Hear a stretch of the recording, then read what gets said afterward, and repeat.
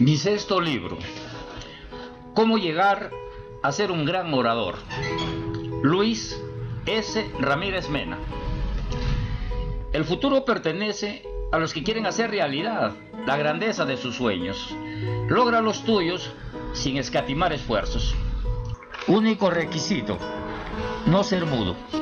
Antes hay que aceptar que el uso de las palabras de un líder pueden conllevar a ser una eminencia del bien, como ser un ungido orador antojadizo, perverso, religioso o querer ser un lunático, situándose al lado de un dios.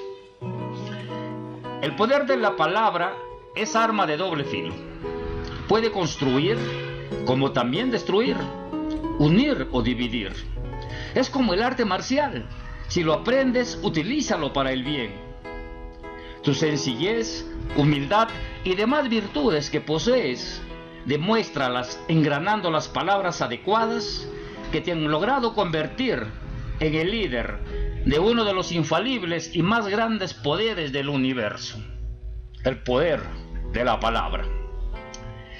El que dominare el don de la palabra en público, compartiendo temas diversos, con léxico claro, contundente, con vehemencia y sensatez, debe considerarse un ungido de la libertad. Que el mensaje que exponga en cada oportunidad de expresar sus ideas deje en las mentes y los corazones de los del auditorium una estela de fe y esperanza.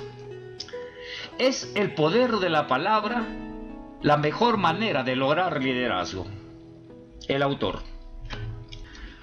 Las 5 C que convierten en prominente orador. Primero, crecer. Coherencia y crecimiento personal. Empezar creciendo desde la primera intervención. 2. Crear. Discurso propio, obra de arte que debe salir desde las entrañas, algo para lucirse. 3. Compartir. Compasión, vehemencia y desprendimiento. Caso contrario, discurso hueco, sin convencimiento. 4. Conmover. Dejar huellas, hacerse sentir, calar profundamente en el subconsciente de los del auditorio. 5. Concretar. Cerrar de forma contundente el tema en mención. Nada de a medias o tambaleante. En cualquiera de los casos, no temer al rechazo, salir resuelto a ganar. La oratoria. Hay personas que tienen ideas mediocres, cuestionables y más que aún no convencen. Pero hay otros que tienen ideas contundentes, claras y precisas, pero no saben hablar. Es como si no las tuvieran. La lectura silenciosa es recomendable para captar conocimientos, pero la lectura en voz alta ayuda a ejercitar el aparato bucal, que es la fábrica de las palabras. El amor por uno mismo es lo que debe primar. Seguido, enriquecernos con las mejores virtudes. La primera que elijamos, que no sea una religión, sino la forma correcta de cómo afrontar la vida. Y la mejor herramienta, que no tiene comparación, es nutrirnos de conocimientos y transmitirlos libremente con causa y preparación. La oratoria es un gemelo de la literatura, asociadas muy estrechamente con la filosofía. Se manifiesta en las disertaciones, los sermones, discursos, mítines y mensajes de toda clase. Siempre se ha utilizado para informar en público respecto a determinados temas, ilustrando, conmoviendo y entreteniendo. Sirve como elemento de persuasión. Es la mejor manera de transmitir ideas y conocimientos con elocuencia, y se delecta con la maravilla de la estética hablada. Para definir con precisión y alto grado de credibilidad, como referencia he tomado a Grecia, el país donde nacieron los más célebres dialécticos, filósofos y oradores. De las reseñas ilustradas en las más conocidas enciclopedias de historia y cultura universal, he sustraído los datos más relevantes sobre la vida de estos íconos de la ciencia. Aparte verteré resúmenes de otros personajes que en grandes escenarios hicieron palpitar de emoción a gigantescas masas, esclavizaron a muchos con ideas religiosas, promovieron guerras, implantaron ideales, y hasta hoy el que goza de la fluyente fuente de los conocimientos y domina a la perfección el poder de la palabra en público, seguirá siendo un líder. En la antigua Grecia existía la oratoria con un potencial extraordinario, único. La forma de manifestar las cosas era impresionante. Se le daba tanta importancia al poder de la palabra que en los tribunales todo se decidía en base a ella. Los mejores oradores eran los que ejercían los cargos públicos de mayor jerarquía. Toda duda, inquietud, malos entendidos y lo demás se resolvía consultando a los más ungidos exponentes de la oratoria. A los más sobresalientes los conocerá aquí a partir de este momento. El encargado de hacer pública la vida de los famosos de esos tiempos era Plutarco, un historiador que tiene bien ganada la fama, ya que en sus escritos narraba la vida de los más grandes intelectuales y la de otros hombres de prestigio. Nació en Queronea durante el gobierno del emperador romano Claudio. Gracias a sus padres, ostentaba una postura económica muy prominente, la misma que le permitía viajar muy seguido por el mundo mediterráneo. Hizo algunos viajes a Roma y uno solo a Egipto. Estudió filosofía, retórica y matemáticas en la Academia de Atenas. En los años 67 de esa época, en los escritos de sus obras, citaba con frecuencia a Amonio, uno de sus maestros. La mayor parte de su existencia la vivió ahí en Queronea, Grecia, su lugar de origen. Desde temprana edad fue iniciado en los ministerios del dios griego Apolo. Su vida social era muy activa. Escribía cantidad de textos, de los cuales algunos aún existen. Era más moralista que filósofo e historiador. Fue uno de los más renombrados representantes del helenismo cuando ya llegaba a su fin y uno de los más versados de la literatura helénica de esos tiempos. De entre los personajes más conocidos de la época que Plutarco escribió fue Demóstenes, un intelectual de envidiables cualidades, pero que tenía el defecto de tartamudear. No podía explicar las cosas con claridad. Él mismo se decía en sus momentos de reflexión: ¿cómo es posible que hayan otros que tengan ideas mediocres y la gente los acepta? Acepta sus ideas y los aplauden. Sin embargo, yo tengo ideas claras y precisas, mas la gente ignora mis ideas, simplemente porque no puedo expresarme. Así que tengo que vencer mi tartamudez y convertirme en un gran orador. Demóstenes sabía que era el poder de la palabra el que lo llevaría a la cúspide de sus aspiraciones, a coronar lo que con pasión anhelaba, a disfrutar de lo que siempre le habría gustado ser, un orador. Ni corto ni perezoso, Demóstenes se fue a un lugar muy alejado, a gran distancia de donde vivía. Lo hizo por más de un año, y su meta era aprender a hablar claro, a saber pronunciar bien las cosas. Para esto se instaló en las riberas de un río y se impuso como terapia colocarse unas piedras pequeñas en los extremos de la boca, una especie de trampas que al querer pronunciar palabras, las piedrecitas se lo impidan. Practicaba todo el tiempo, se invitaba a métodos de pronunciamiento de las palabras, y así como pasaban los días, él iba aprendiendo a pronunciar cada vez mejor. Por fin, llegó el día que se sentía seguro de poder hablar en público. Ese día regresó a Grecia, su lugar de origen, donde todos lo conocían como tartamudo. En los días que ya estaba con la gente de su temporada, con los que había crecido juntos como niños y jóvenes, ahí en Grecia se desarrolló un evento donde todos los que tenían la virtud de hablar en público podrían participar, deshojando lo mejor de su repertorio. Demóstenes paseaba entre la gente que se había congregado para tal evento. Las personas conocidas lo miraban, lo saludaban, pero no sabían que sería el tartamudo, ya no sería más. Les demostraría a muchos que el amor por el valor de la palabra lo había llevado a vencer todo inconveniente y convertirse en un brillante expositor. Cuando el encargado de presentar a cada exponente anunció el nombre de Demóstenes, todos aplaudían y los más conocidos coreaban su nombre, pero lo hacían en plan de burla, en plan de joda, como dicen en Facebook. De alguna forma le daban a entender que otra vez iba a ser el ridículo, y no fue así. Más lo contrario, desde la primera palabra que pronunció, lo hizo con delicadeza y elegancia. Tocó el tema del poder de la oratoria, dejando atónitos a todos los del auditorio por la forma como expresó la importancia de poder aclarar las ideas que nacen en las mentes humanas. Se ganó la fama que los más ungidos oradores quisieran poseer. Hasta hoy se escribe y se habla de este fenómeno de la oratoria de nombre Demóstenes. Plutarco también escribió de Sócrates, un personaje muy importante y conocido 450 años antes de Cristo.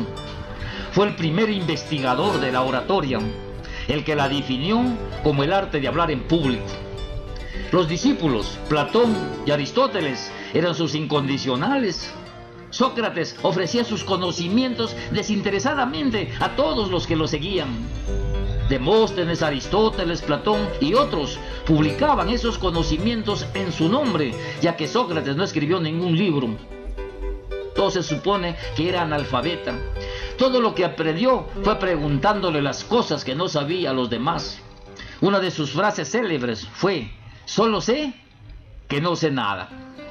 Todo hace suponer que lo dijo por la misma razón de no saber leer ni escribir. Se consideró el sabio más notable en toda la región.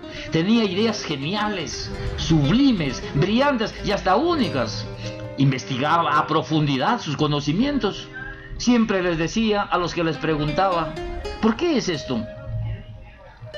Todo lo que concebía de sus investigaciones se los ofrecía a sus discípulos, los mismos que se encargaban de recopilarlos y transmitirlos a las futuras generaciones.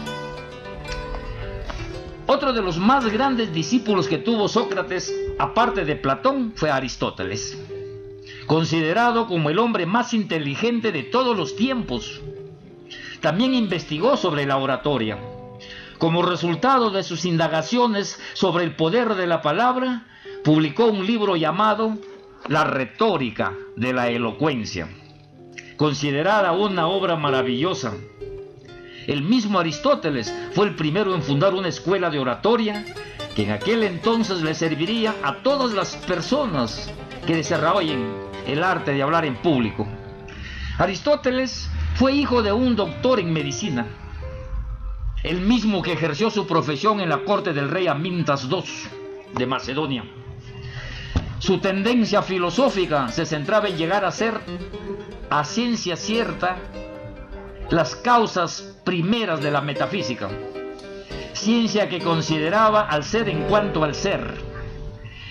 El inteligente investigador llamó a los estudios de las cuestiones metafísicas filosofía primera. Aristóteles se oponía a la teoría platónica de las ideas separadas de los entes de este mundo. En el siglo IV a.C., la ciencia no existía, pero existía la mente expandida de Aristóteles, quien fue considerado por los más renombrados historiadores como el primer filósofo de las ciencias. Aparte de que Plutarco escribió sobre la vida de Demóstenes, Aristóteles, Sócrates y otros grandes filósofos, también escribió algunos datos de Platón, un ícono de la investigación filosófica. Su educación era muy esmerada en todos los ámbitos del conocimiento. Desde temprana edad ya era un inspirado en la filosofía. Hace unos 2400 años dijo: doy gracias a los dioses por haber nacido griego y no bárbaro. Doy gracias a los dioses por haber nacido libre y no esclavo. Doy gracias a los dioses por haber nacido hombre y no mujer. Pero más, le doy gracias a los dioses por haber nacido en el siglo de Sócrates.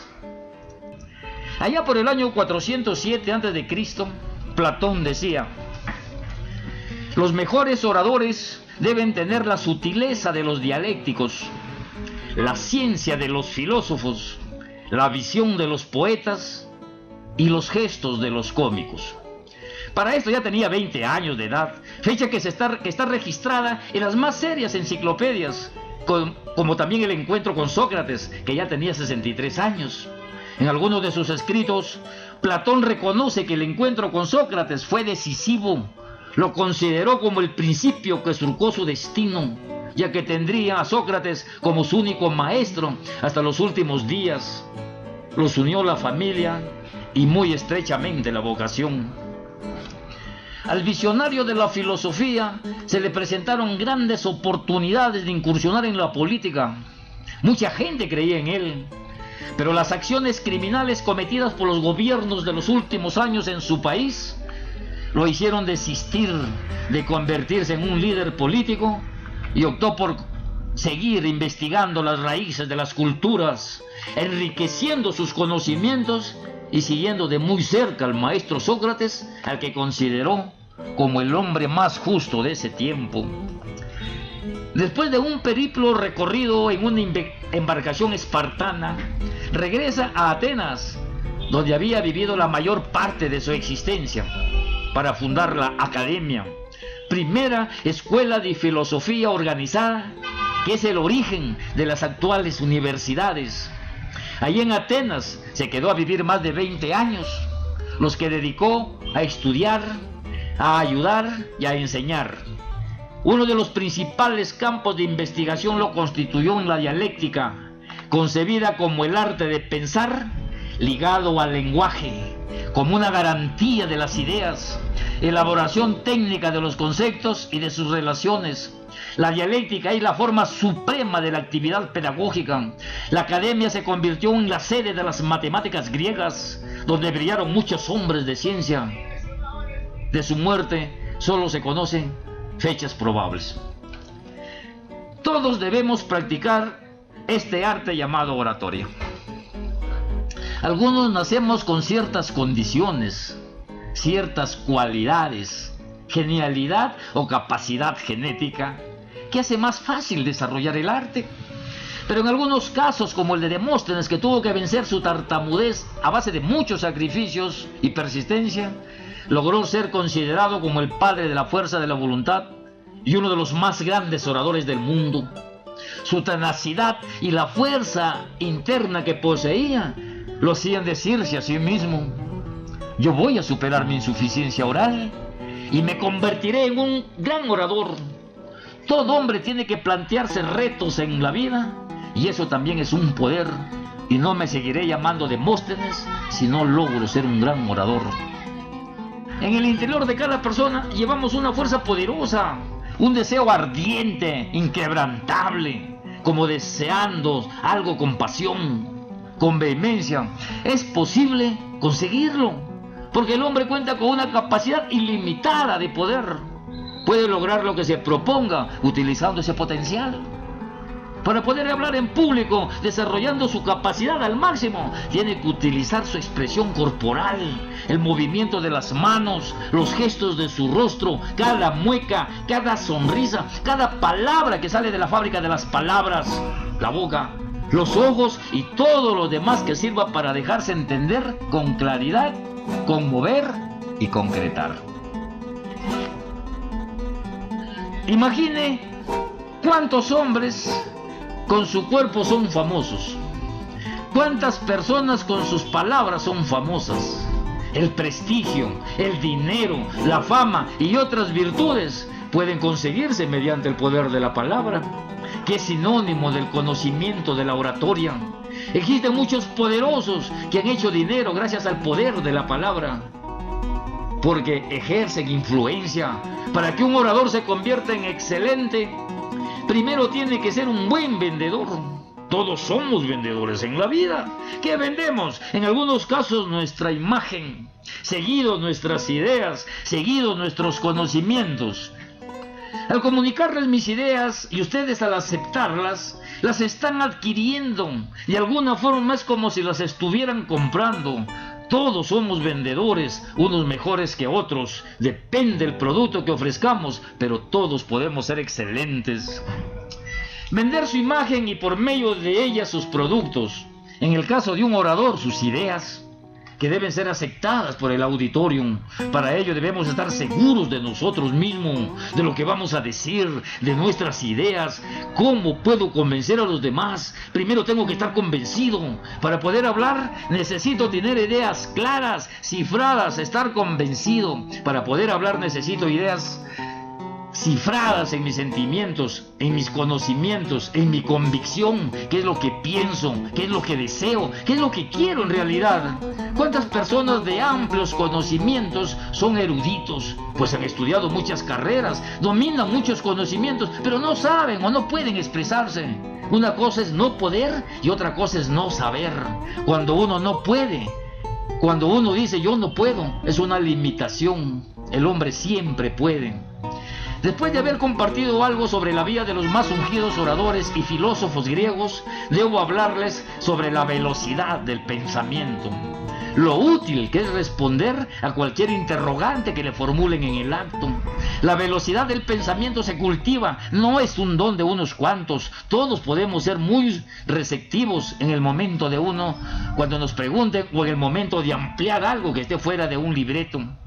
Para entender mejor, voy a tomar como ejemplo a un personaje que gracias a la sutileza de su rapidez pensada, ha logrado ser un líder universal para toda la vida. Me refiero a Mahatma Gandhi, un líder indio que fue nominado 4 veces al Premio Nobel por la Paz, no habiendo obtenido dicha presea por considerarlo nacionalista.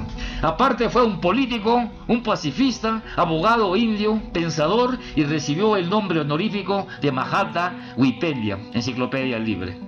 El joven Gandhi, cuando estudiaba Derecho en una universidad de Londres, por mala suerte, destino o qué habrá sido, le tocó un profesor que no le tenía buena voluntad.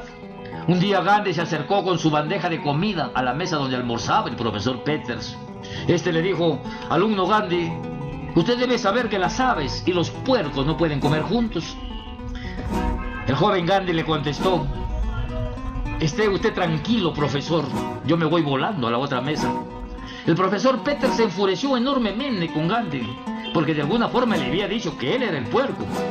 El profesor, lleno de rabia, pensó: en el siguiente examen me desquito.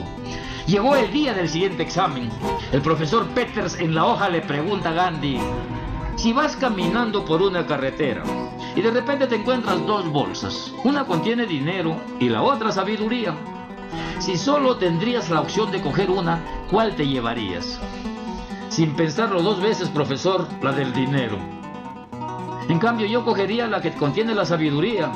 ¿No crees que es lo correcto, alumno Gandhi? No, profesor, contestó Gandhi, porque uno coge lo que le hace falta.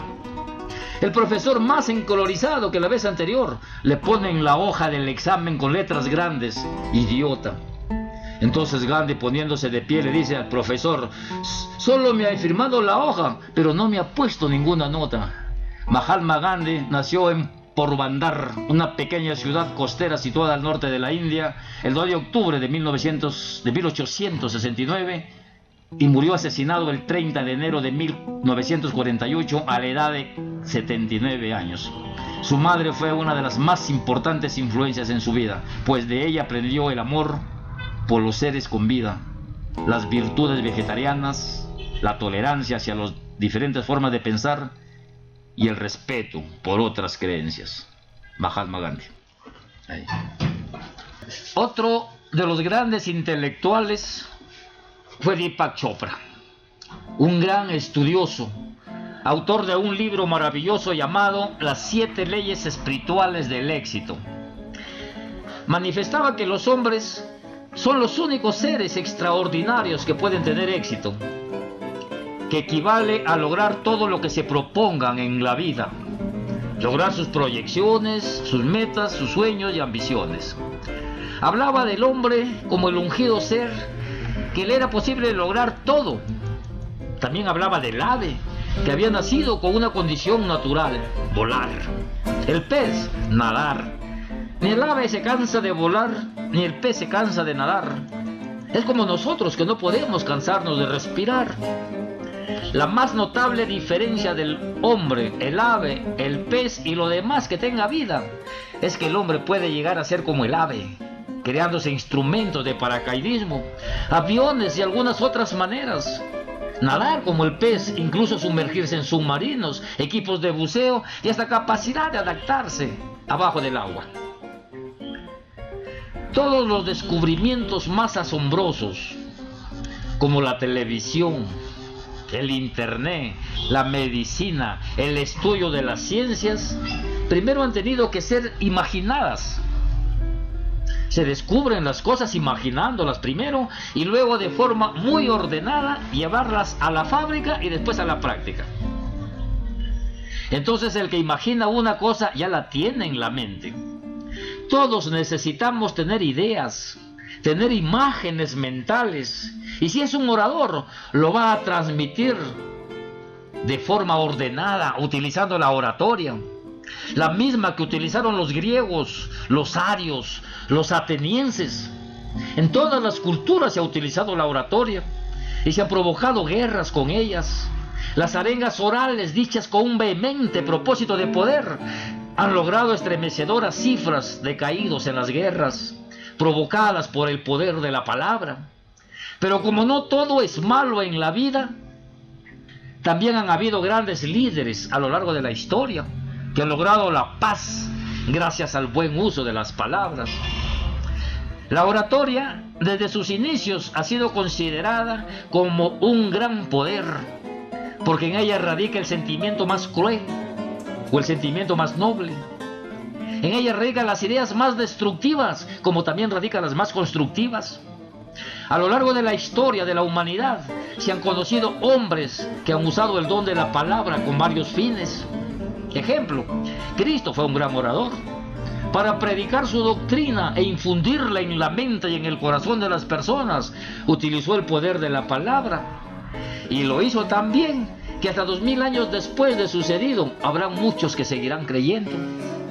Hitler, un líder político, utilizó el poder de la oratoria para infundirles a sus ejércitos la endemoniada idea de una guerra.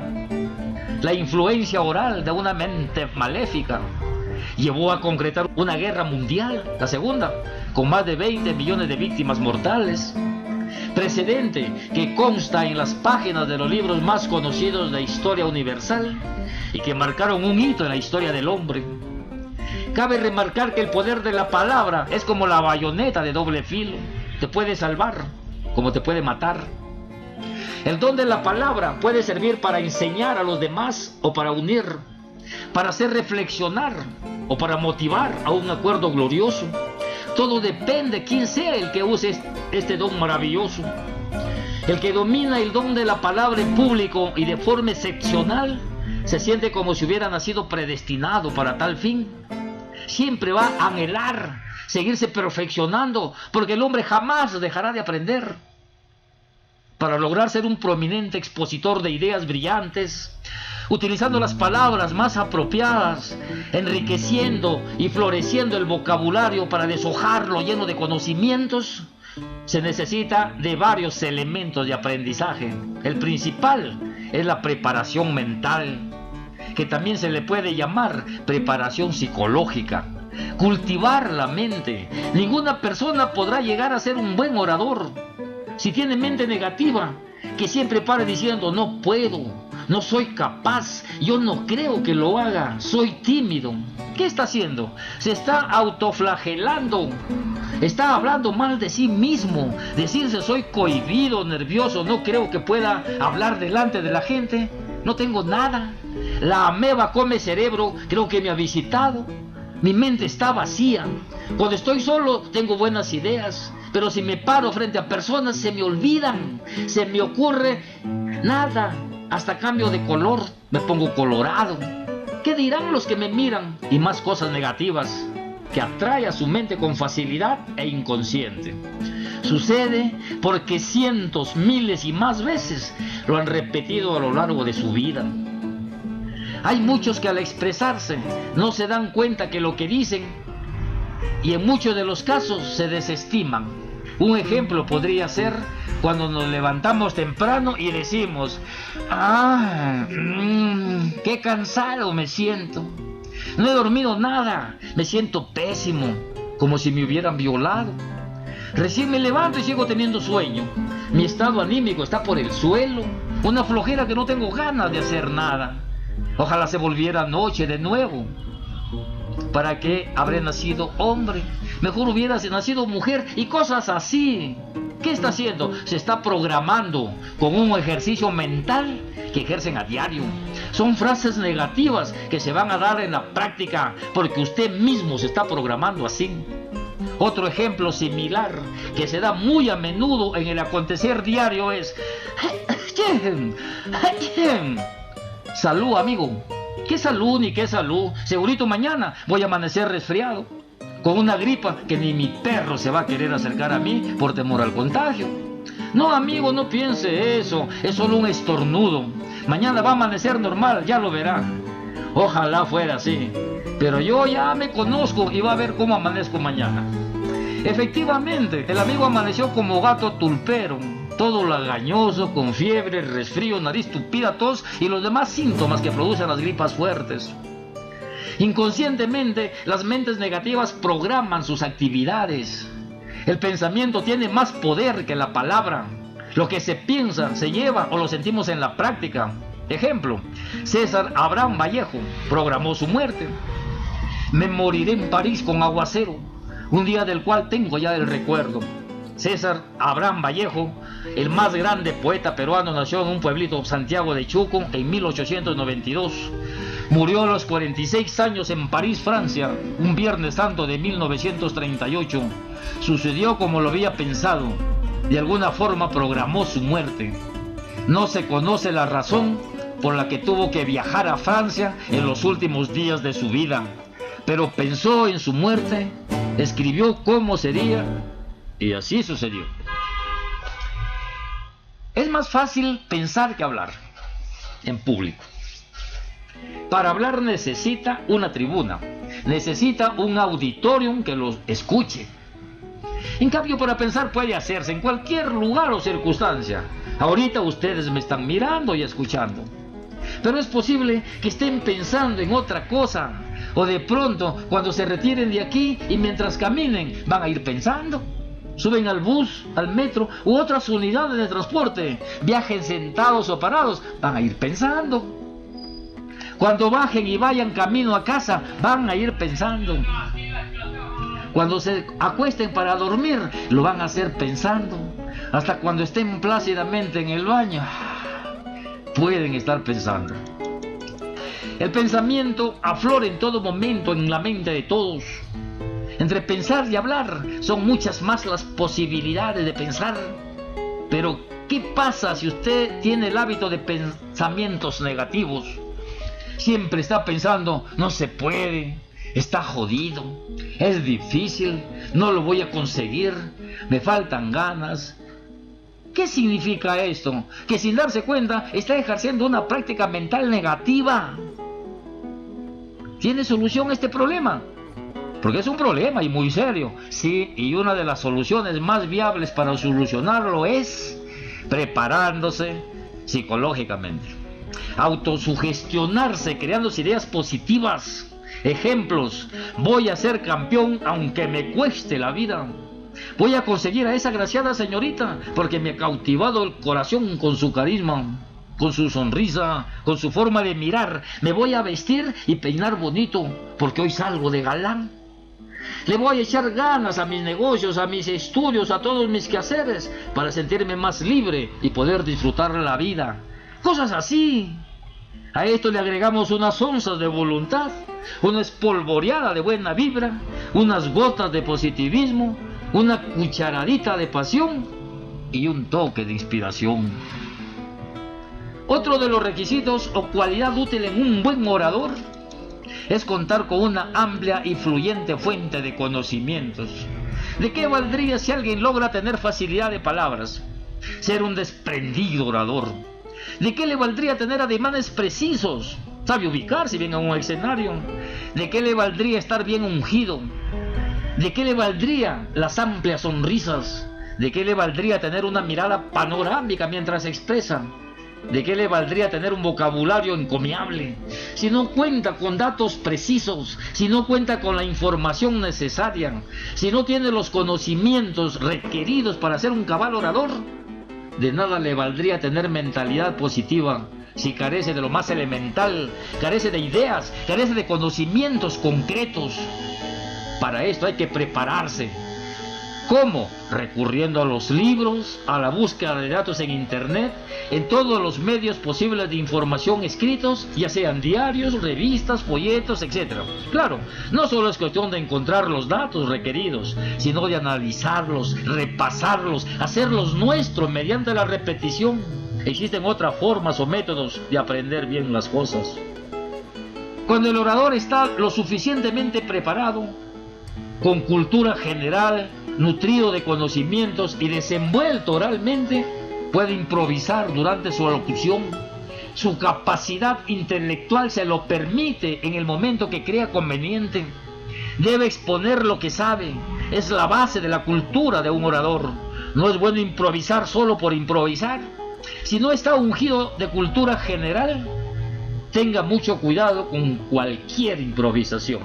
Aquí, 3 cosas muy importantes para un orador: actitud mental positiva, preparación del tema, riqueza en el vocabulario. Algunos podrán decir: tengo actitud mental positiva, poseo conocimientos, pero no sé qué me pasa cuando quiero exponer algo en público. Parece que me faltan las palabras. Quiero transmitir mis ideas a los demás, pero la fábrica de las palabras, que es la boca, no produce lo que tiene que producir, y terminan entendiendo que les falta algo más para lograr ser un gran orador. ¿Qué les falta? Vocabulario enriquecido. ¿Cómo se puede lograr? Leyendo mucho en voz alta. Al hacerlo, está practicando la confianza en sí mismo, entrelazando con el vocabulario del autor de la obra que está leyendo, porque usted está utilizando el vocabulario del autor.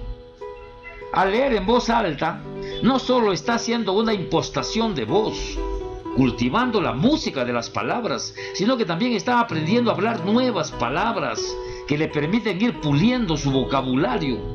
Cuanto más lea y aprenda más palabras nuevas, más amplios serán sus conocimientos. Lo que a continuación voy a decirles va como un consejo de hermandad, algo que quizás lo han escuchado de diferentes formas, pero que no ha despertado el interés requerido para ponerlo en práctica. Se los digo porque todos debemos practicar la oratoria. Si no lo hacemos de forma profesional, hagámoslo porque en algún momento de nuestra existencia nos va a servir. ¿Cómo lograrlo? Proponiéndonos a conocer palabras nuevas, 1 por día o 3 por semana. Si se puede conocer más, va a ser mejor. Toda cosa que se repita con frecuencia se hace hábito. Al paso de los años, habrá aprendido muchas palabras que antes le eran desconocidas. Aparte que ha pulido las palabras que a diario se utilizan, se ha enriquecido con conocimientos. A más tiempo transcurrido, más palabras nuevas ha aprendido. Ha enriquecido el vocabulario que le va a servir en cualquier ocasión que se le presente, ya sea padrino en alguna ceremonia, padre de la novia, graduaciones, actos fúnebres, políticos, religiosos, etcétera, etcétera. Cuando hayan pasado los años y haya puesto en práctica el consejo que les alcanzo, les servirá de mucho. Pero si no, de todas maneras habrá pasado los años y pasaron solo por pasar, no los aprovechó. Esto se asemeja a una reflexión que muchos nos hacemos. Pueda que todos en algún momento se han puesto a pensar que si todo lo que se gastaron vanamente lo hubieran ahorrado o invertido en cosas útiles, su vida fuera muy diferente. De hecho, mejor, porque tuvieran más comodidades. Cuando uno es joven, la vida se mira sin preocupaciones. Todo lo ve: fiestas, aventuras, vicios como alcohol, cigarrillo, fiestas, en algunos casos drogas, fármacos y otros. Todo lo que menciono genera gastos. Y como uno es joven, otros adultos irresponsables, gastamos y gastamos, pero los años van pasando, las canas apareciendo, las arrugas surcando rostros y recién pensamos: si todo lo que gasté vanamente, perjudicando mi salud y perdiendo tiempo útil, ¿cuánto me serviría ahora? ¿A cuánto ascendería? Pero ya solo son lamentaciones. Al venir a este laberinto llamado mundo, todos nacemos iguales, desnudos, mojados, llorando, gritando. Unos ya nacen pidiendo teta, otros queriendo hacer solitos. La gran diferencia que separa a uno de los otros es que unos nacen para ser arrullados en cunas doradas y otros nacemos para que nos arrullen en hamacas o tirados al piso en un petate. Pero todos nacemos con derecho a 24 horas de vida diaria. Jesucristo vivía 24 horas diarias, igual Madonna, Pelé, Hitler, los papas, los presidentes de cada país, Buda, Mahoma, Krishna, usted y yo. Todos nacemos para vivir 24 horas diarias de vida. Ni un minuto más, ni un minuto menos. Que unos aprovechemos la mitad del tiempo, otros la tercera o cuarta parte de esas 24 horas. Depende exclusivamente de cada uno de nosotros. Nadie nos va a decir solo aprovecha 10 horas o 5, quizá 15. Depende de nosotros que elijamos qué cantidad de las 24 horas que tenemos derecho individual sacarle provecho. Al tratar o querer ser un orador, ante todo se debe usar las palabras apropiadas en toda disertación. Hay dos formas de hablar: una para dejarnos entender y otra hacerlo correctamente. ¿Quiénes tienen que hablar correctamente? Los comunicadores sociales, las autoridades, toda persona que se desempeñe en el ámbito de las comunicaciones. Ejemplo: Telefónica del Perú le informa que se le acabó el saldo. También los catedráticos, profesores y algunos otros. En cambio, muchas personas comunes y corrientes podemos hablar inadecuadamente, pero nos entendemos. Ojalá que ustedes hayan entendido el mensaje. Lo va a entender, pero lo correcto es que hayan entendido. Dije hayan, pero entendieron, pero es incorrecto. En todo esto, lo bueno es dejarse entender. En el trajinar del día a día, hablamos como se nos haga más fácil y que más fácil nos entiendan, ya sea jerga, en lugar de nombres, alias, hasta con señas. Ejemplo: ¿en dónde están en este momento? Lo correcto es ¿dónde están? Ahorita vengo, lo correcto es ahorita voy. Y así como estos muchos más. Positivismo es la virtud engreída de todo buen orador. El negativismo debe ser víctima del positivismo. En todo momento la persona debe estar atenta a todo lo que sume, a todo lo que considere bueno, a lo que pueda sacarle provecho. En todo momento mantener esa vibra positiva, que no le quede el mínimo tiempo para lo que reste, le perjudique y que en nada le ayude. Para lograr el máximo nivel de positivismo es necesario que la voluntad aflore en nuestras decisiones. En lugar de decir no puedo, decir lo contrario, decir sí puedo. Cuando pronunciamos muy seguido las palabras nerviosismo, perder, o nos preguntamos ¿qué irá a pasar?, nos estamos habituando a palabras que nos embalsan en conformismo. Debemos cambiarlas por palabras productivas. En vez de nerviosismo, seguridad. En vez de perder, ganar. En vez de restar, sumar. En vez de morir, vivir. En vez de tener 2 o más parejas, tener una sola. Eso los hace feliz. También esto va para las damas. Si tiene amante o amantes, no serán felices. La conciencia las acusa y así sucesivamente. Después, nutrirnos de energía positiva y el resto ya es tarea de Dios real.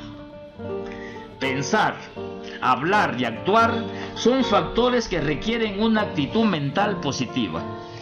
Pensar positivamente, hablar muy positivamente y actuar extraordinariamente positivamente.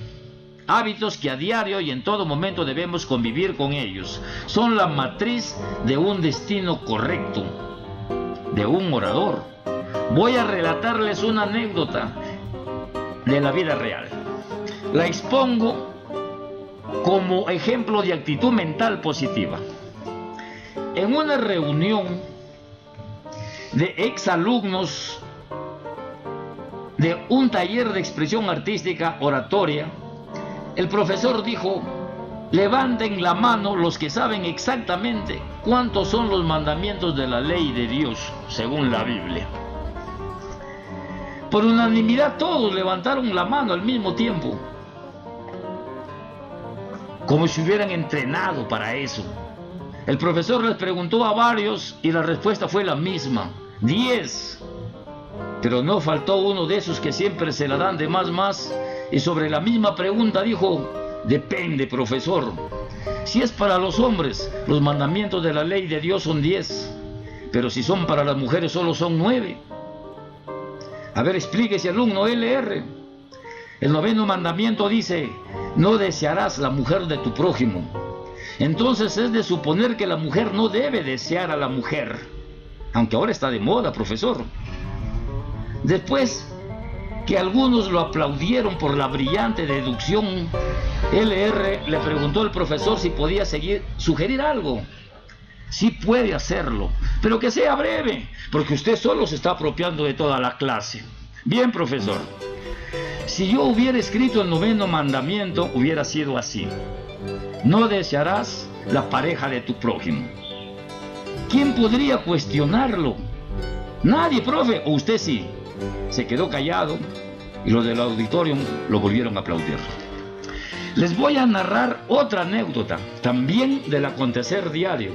Sucedió en un seminario de diferentes personalidades relacionadas con agricultura, hombres de negocios, turismo y otros rubros. Los expositores eran hombres leídos, poseían amplios conocimientos de diferentes culturas.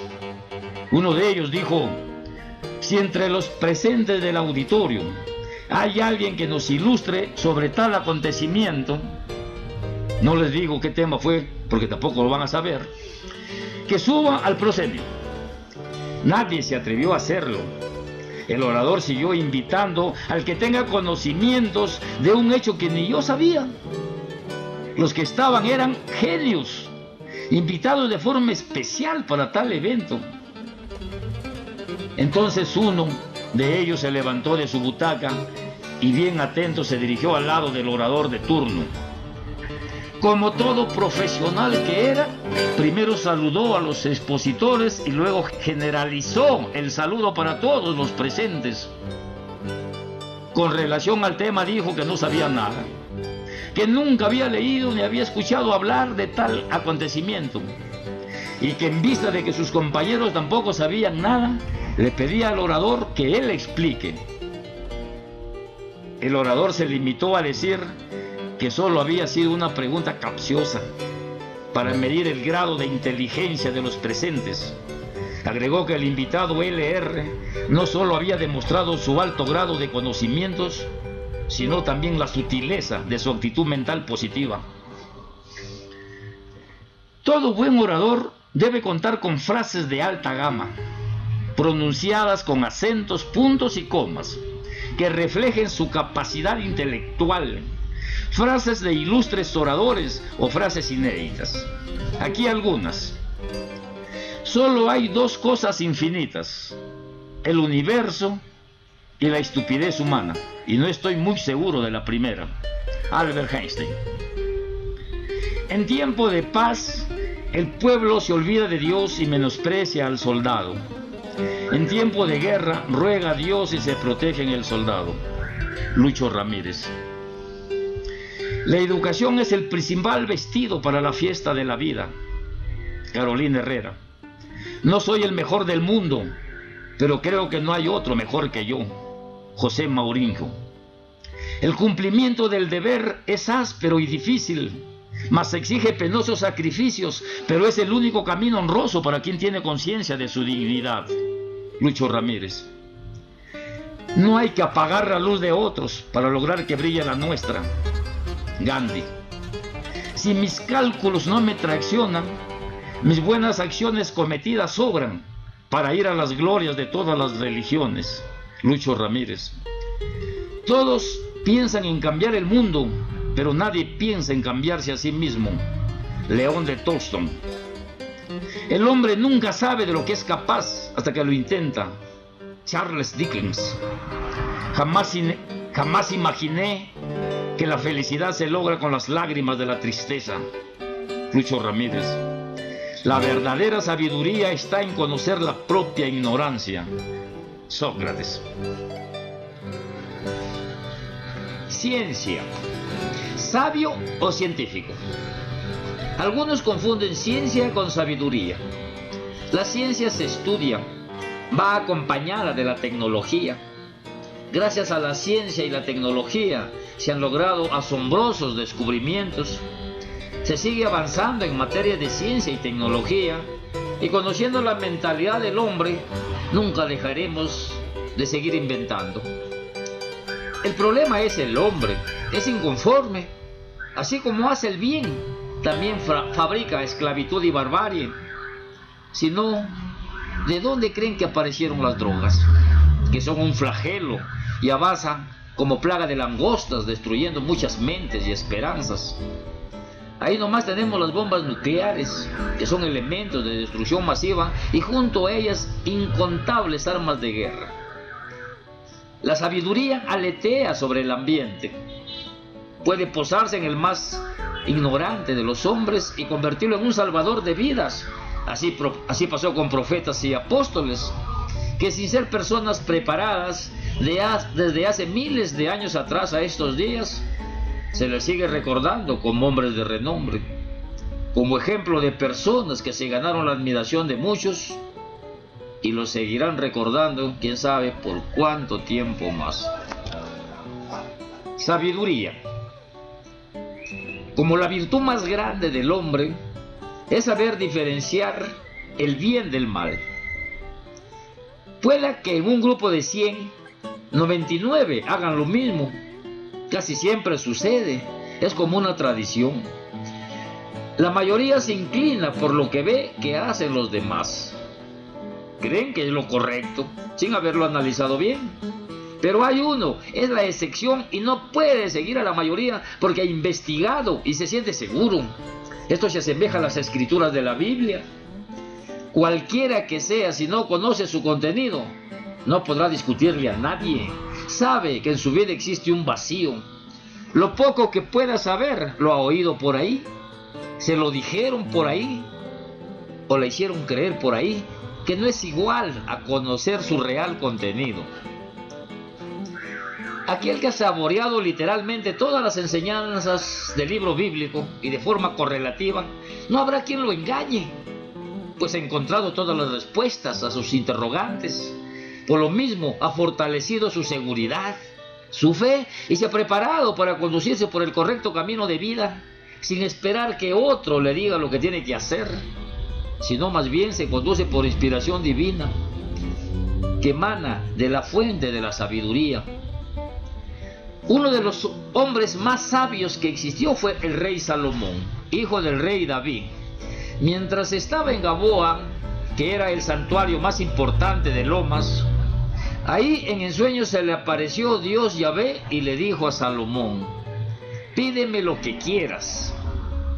Salomón respondió así a Dios en el ensueño que vivía: has tenido gran amor a David mi padre, ya que él te servía fielmente. Ahora bien, Yahvé mi Dios, me has hecho rey en lugar de mi padre, pero no sé todavía conducirme correctamente.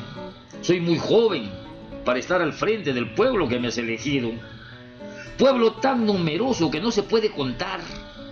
Dame pues a mí, tu servidor, un espíritu atento para gobernar con rectitud y para poder diferenciar lo bueno de lo malo, porque si no, ¿cómo podría gobernar? A Dios Padre Yahvé le gustó que Salomón le pidiera una cosa así y le dijo: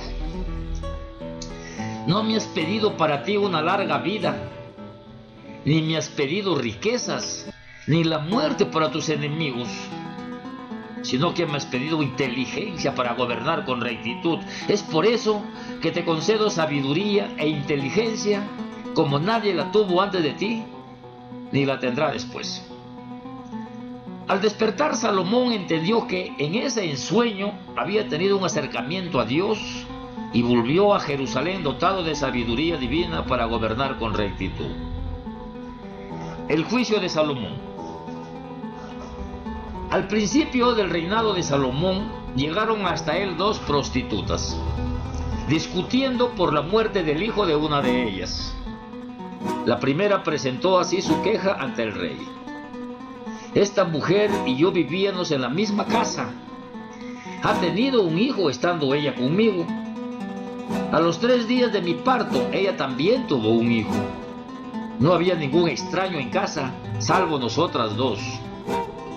El hijo de esta mujer murió ahogado en la noche porque ella se había acostado sobre él. Es entonces que ella se levantó durante la noche y tomó a mi hijo de mi lado mientras dormía, lo acostó con ella y a su hijo muerto lo puso conmigo. Cuando me levanté en la mañana y quise darle de mamar, lo encontré muerto, pero fijándome bien en él, vi que no era mi hijo. La otra mujer replicó, diciendo: mi hijo es el vivo y el tuyo es el muerto. La primera no se quedó callada y también replicó: mientes, el mío es el vivo. De manera que discutían muy acaloradamente delante del rey. Salomón, viendo que no se ponían de acuerdo y cada uno por su lado decían que su hijo era el vivo, decidió de esta manera: tráiganme una espada. Cuando se la pusieron delante, dijo: partan en 2 al niño vivo y denle la mitad a cada una. La verdadera madre del niño vivo dijo, conmovida por la suerte que iba a tener su hijo: por favor, mi rey, mi señor, que le den a ella el niño vivo y no lo partan. Pero la otra mujer dijo: no será para ti ni para mí que lo partan. Sentenció el rey: denle a la primera el niño vivo, ella es la verdadera madre. Cuando el pueblo de Israel supo de la sentencia, lo empezaron a respetar por su sabiduría. Vieron a él a un hombre sabio que utilizaba su sabiduría para el bien común. Se ganó la admiración de otros reyes y de las personas más influyentes de esa época. Si usted quiere pedirle algo a Dios, puede hacerlo. Tiene que saber pedirle. De lograrlo, puede recibir el don de poder conducirse por el camino del provecho. Dios Padre Yahvé concedió a Salomón una sabiduría e inteligencia excepcional y un espíritu tan amplio como las arenas del mar. Su sabiduría superó la de los sabios orientales más famosos y la de todos los sabios de Egipto. Otro personaje dotado de sabiduría divina fue José, hijo de Jacob y bisnieto de Abraham. La importancia de José puede verse reflejada claramente en el libro de Génesis, el que le dedica 13 capítulos. En ellos habla de su niñez, del celo que le tenían sus hermanos por ser el favorito de sus padres, y ver cómo en ensueños él aparecía como el jefe de toda la familia. Era tanto el odio que sus hermanos le tenían que quisieron matarlo. Al no poder hacerlo, lo vendieron a unos mercaderes del desierto. Los nuevos dueños de José lo llevaron a Egipto y allí lo vendieron como esclavo. José, vendido por sus hermanos, en adelante como esclavo vivió experiencias muy difíciles. Llegó a trabajar como ayudante del faraón, es decir, el rey de Egipto.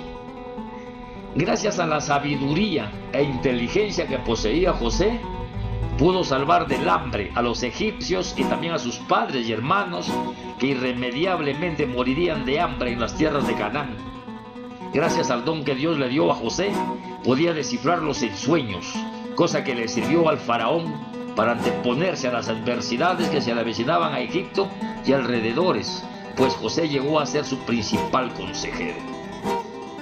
Si Dios dotara a los gobernantes de todos los países de la tierra con la sabiduría que le dio a Salomón y a José, con seguridad nuestro sistema de vida fuera otro muy diferente. Humildad.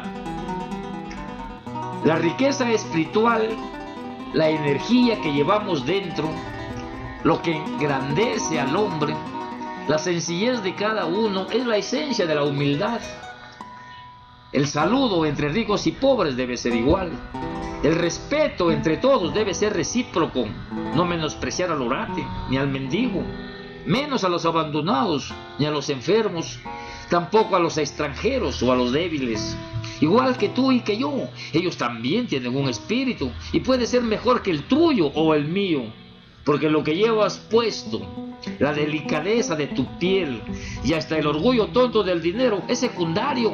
Lo que vale es lo de adentro y es propiedad del que nos creó, del que nos infundió la vida con su energía. Unos llaman alma, otros llaman espíritu.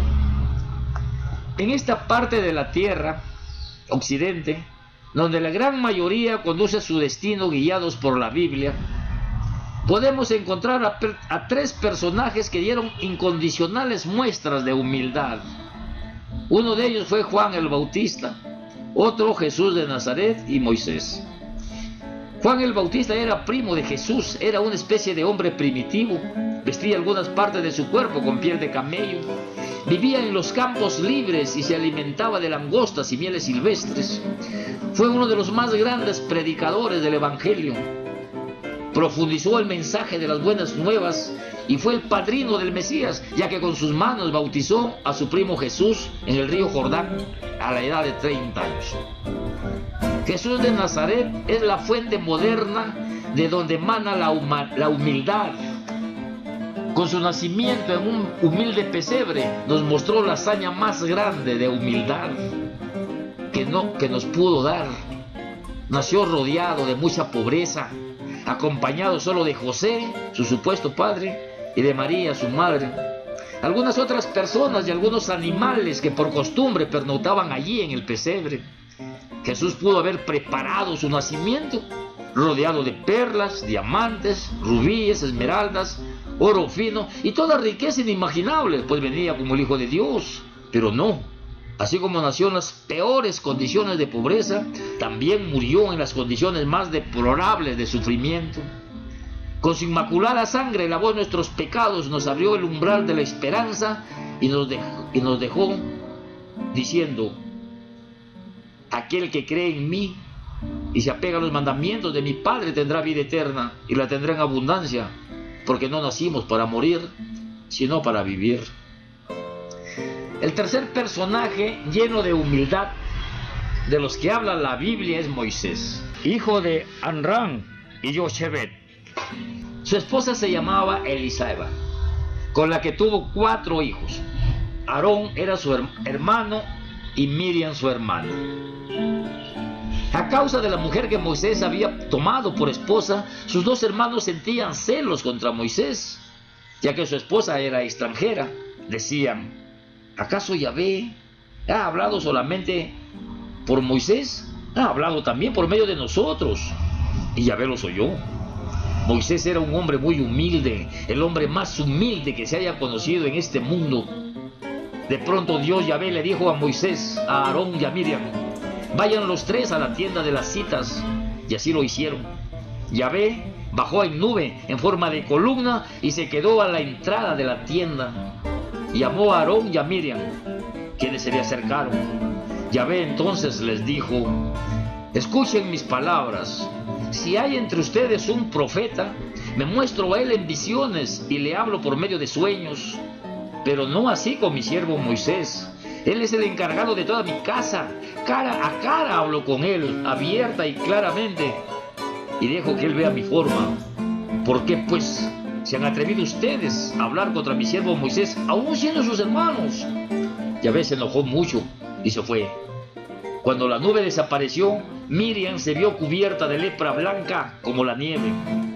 Aarón la miró y en el momento entendió que había sido castigada por hablar en contra de su hermano Moisés. Aarón le dijo a su hermano Moisés: perdón, Señor mío, no nos castigues por el pecado que hemos cometido como tontos. Que nuestra hermana Miriam no vaya a ser echada para afuera, como se tira al aborto. Entonces Moisés rogó a Yahvé: Oh Dios, sánala por favor. Yahvé respondió a Moisés: si a su padre le hubiera escupido en la cara, ¿no tendría que quedarse encerrada en su habitación? Pues que se quede 7 días fuera del campamento y luego sea admitida nuevamente. La tienda de las citas era el lugar sagrado donde Moisés guardaba las cosas de Dios, entre ellas el arca de la alianza, las tablas de piedra conteniendo los 10 mandamientos y los rollos o libros que con el correr del tiempo pasaron a ser lo que hoy se conoce como Sagradas Escrituras. Que para usted humildad no solo sea una palabra, póngale en práctica, hará que se sienta más noble. Esto solo es un resumen de la primera parte del libro, Cómo llegar a ser un gran orador. Que el mensaje de este sencillo libro, dedicado especialmente a aquellos que practican el don de la palabra, oratoria, y en general a todos los hermanos de la tierra, les sirva para entender que nada es imposible en la vida, que todo depende de proponerse a lograr algo y empezar ya, porque si espera mañana, de repente no lo logre.